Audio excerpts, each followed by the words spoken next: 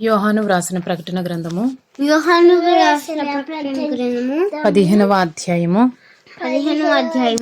5వ వచనం నుండి 16వ అధ్యాయము 5వ వచనం వరకు. అటు తరువాత నేను చూడగా సాక్ష్యపు గుడార సంబంధమైన ఆలయము పరలోకమందు తెరవబడెను. 7 తెగుళ్ళు చేత పట్టుకుని ఉన్న ఆ 7 దూతలు నిర్మలమును ప్రకాశమానమునైన రాతిని ధరించుకుని రొమ్ముల మీద బంగారు దట్టీలు కట్టుకుని వారై ఆ ఆలయంలో నుండి వెలుపలికి వచ్చిరి. అప్పుడు ఆ 4 జీవులలో ఒక జీవి యుగయుగములు జీవించు దేవుని కోపముతో నిండి ఉన్న 7 బంగారు పాత్రలను ఆ 7 దూతలకిచ్చెను. అంతటా దేవుని మహిమ నుండి ఆయన శక్తి నుండి వచ్చిన పొగతో ఆలయము నింపబడినందున ఆ 7 దూతల యొద్ద ఉన్న 7 తెగుళ్ళు సమాప్తి అగు వరకు ఆలయమందు ఎవడును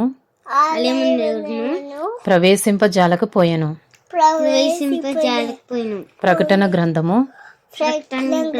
16వ అధ్యాయము.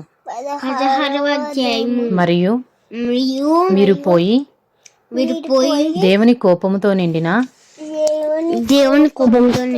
7 పాత్రలను భూమి మీద కుమ్మరించుడని ఆలయంలో నుండి గొప్ప స్వరము ఆ 7 దేవదూతలతో చెప్పగా వింటిని. అంతటా మొదటి దూత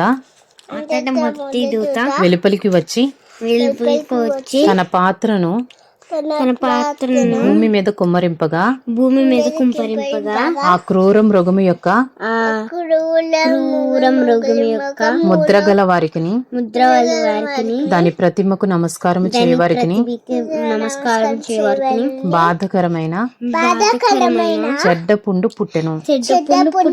రెండవ దూత తన పాత్రను సముద్రములో కుమ్మరింపగా సముద్రము పీనుగ రక్తము వంటిదాయను. అందువలన సముద్రములో ఉన్న జీవ జంతువులన్నీ చచ్చెను. మూడవ దూత తన పాత్రను